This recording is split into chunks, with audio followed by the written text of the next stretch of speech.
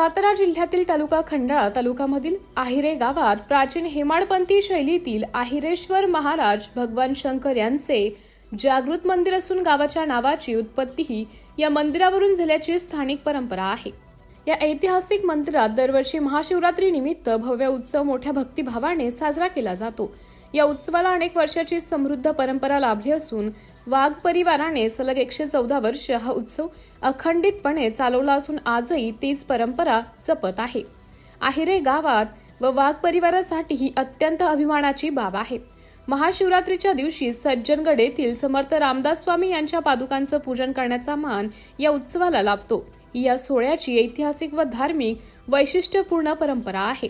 उत्सवानिमित्त दरवर्षी आहिरे ग्रामस्थांसह पुणे व मुंबई येथे वास्तव्यास असलेले गावकरी आवर्जून उपस्थित राहतात।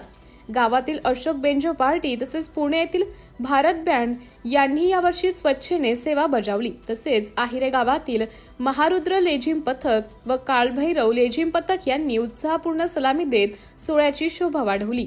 ग्रामस्थ मान्यवर व वाघ परिवार यांच्या उपस्थितीत यंदाचा महाशिवरात्री उत्सव अत्यंत आनंदात, भक्तिमय वातावरणात आणि ऐतिहासिक परंपरेला साजेसा असा उत्साहात पार पडला। सिटी इंडिया न्यूज साठी प्रतिनिधी दत्तात्रय ठोंबरे।